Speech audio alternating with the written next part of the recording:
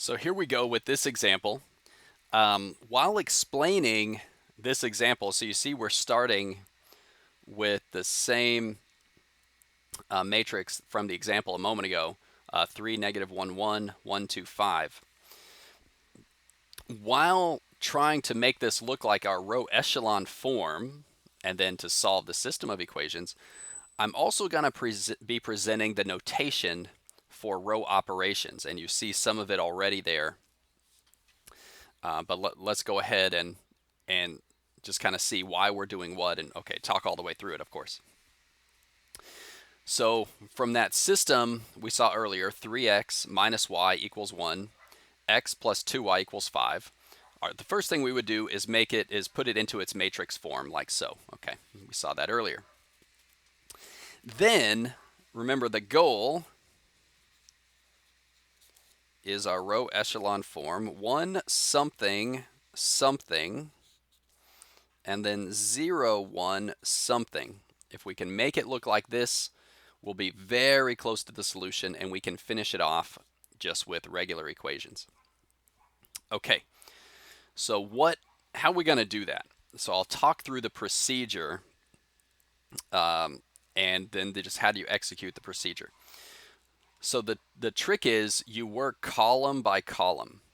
So we're going to start with the first column. Our first goal to obtain this bigger goal is to get that 1 right there in the upper left. Okay, so when I look here, I'm going to look at that 3, and I'm going to say I want to make this a 1. What can I do? Which row operation can I use to my advantage to get a 1 right here? And there might be many ways to make that happen. I can think of 2 ways just right off the top of my head. So this would be a lot more interesting if we were in class together and I could say, well, hey, you guys, can you think of any ways that we could make that a 1? And what students often say is, why don't we just switch the rows, right? I've got a 1 right here. If I switch, now I can't just switch these numbers. I have to switch the entire row. But if I switch this row, put it up at the top, and move these all down, then I'll have the 1 right there. That's the easiest way to get it in this case. Another way to get a 1 there is to divide everything by 3, which probably more accurately, you should multiply everything by 1/3. That would get a 1 here as well. However, that would introduce some fractions here and here. So let's not go there. We want the simplest course of action. So let's just switch the rows. Okay, so how do you notate that? Matrices have a totally unique notational style compared to anything else. So what we're going to do, we work horizontally, which is kind of weird. You draw a big arrow, and then we're going to write our new matrix over here. And you can see that I switched the rows. I got the 1, 2, 5 on top. I got the 3, negative 1, 1 down as row number 2. Okay, but I need some instructions in the middle so somebody else can know what I'm doing. So here's the way you indicate switching rows. It's with a double arrow. So capital R1, of course, means row 1.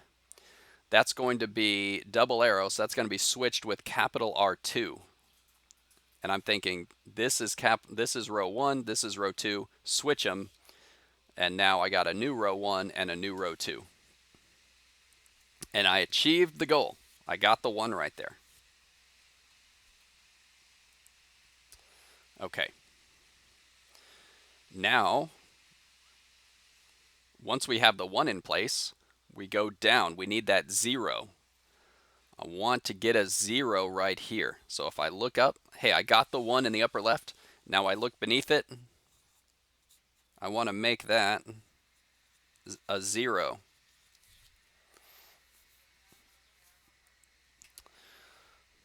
I do not want to move on to the other 1 at this time. That's a big mistake. Don't try and get the other 1 yet. I'll explain why a few steps further down. We want the 0 right now. Get this one first, then get the 0. Okay, so let's think about that.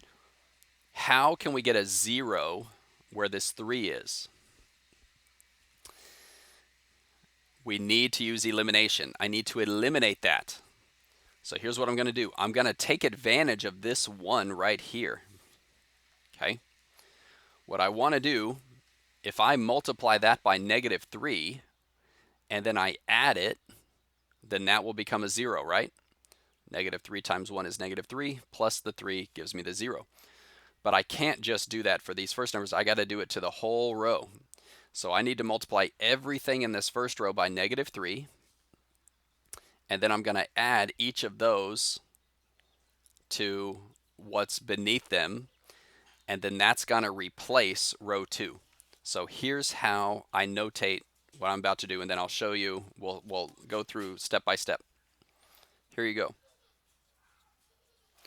I'm going to say -3 times row 1. Everything in row 1 gets multiplied by -3. Then I'm going to add to row 2. So after I multiply by -3, I add. And that equals a new row 2. Negative row 3, excuse me, -3 row 1 plus row 2 gives me a new row 2. And I need these instructions so that somebody else can follow my work. And maybe sometimes people make a mistake and they can look back at what they wrote and, figure it out. Okay, so what is the new matrix that's formed? So notice only row 2 gets replaced because this becomes row 2. Row 1 is not going to change in the new matrix. So here it is, right here. So you notice row 1 didn't change. It's still 1, 2, 5. We replaced row 2 with all that we did. So how did we get these numbers? -3 times 1, -3, plus 3 gives us the 0. Okay, well, that's no surprise. Obviously, that was why we did this whole thing in the first place, because we wanted that 0. But then we got to do it to the other parts. -3 times 2 is -6, plus -1 gives me the -7.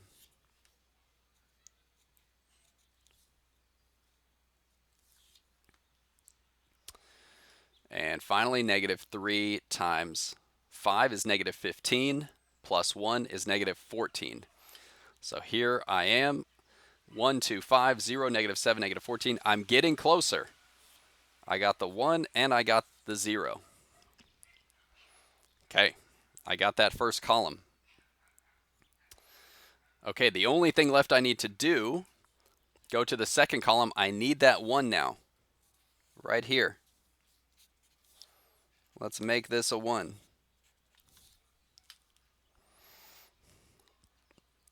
There might be more than one way to go.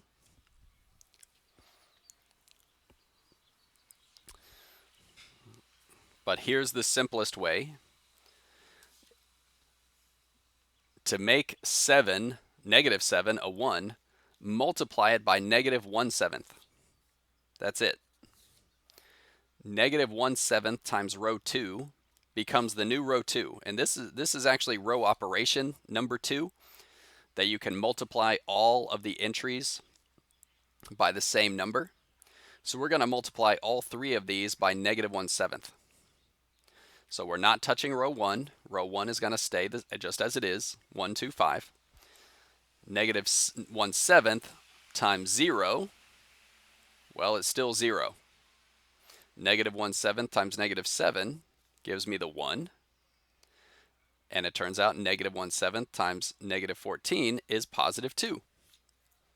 And now we've done it. We got all those pieces, the 1, 0, and the 1. It so happens the other numbers are 2, 5, 2.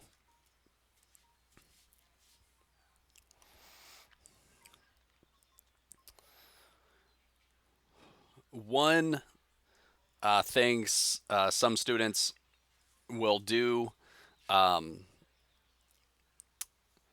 you know what? I'm not going to mention it because I don't want to tell you what not to do, because that might throw you off. I was thinking about it. Let's not go there. We did it. You know what? I am going to tell you. I am going to tell you because I think it's likely that we do this. I see it enough. Sometimes people are like, well, can we use the 2 to turn this into a 1? Like maybe I could multiply by 4 to make this 8 and then add it with -7 and get a 1. Well, yeah, that would get you a 1 if you multiplied by 4 and added here. But remember, you've got to do that to all 3 of them and add. Well, that's not a big deal here, multiply by 4 and add, but it is a big deal here. If I multiply this by 4 and add it to 0, then I don't have that 0 anymore. And that's a big problem. So you never want to go backwards, right? Go down the rows, but never, go back and change something that you had before. Like we have the 0 here. Okay, make sure it's still a 0 when you're done with your next step. Which is why we really just have to do this. I think this is the only way to get the 1. Multiply it by -1/7. Then when you multiply the 0, it's still a 0. Okay. So we made it to our goal, the row echelon form. Now what? What do we even do with that? Okay, well remember that second row is the key. 0x plus 1y equals 2. We know right there what y equals. And I'm just going to show you the rest of my problem. So like think of this back in its equation form, right? I even did it for the first equation. X plus 2y equals 5. And the second equation is just y equals 2. So at that point, I can back substitute right there. X plus 2 times 2 equals 5. Well, that's 4. Subtract the 4 and x equals 1.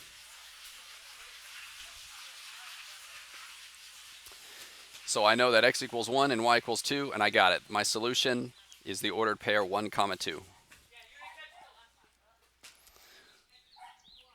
Now, if I was really careful, I would go back and I would plug both those numbers back into the original equations just to be sure they're right. But this is correct.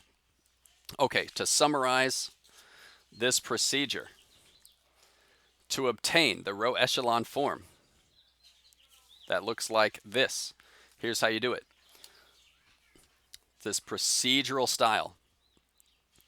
Get a 1 in that first column in the upper left. Make sure that's a 1 first. Then get a 0 beneath it. So once you have that 1, get the 0. Then get that 1 down here in that order, and be sure you never, undo any of your previous steps. Okay, that was a good example.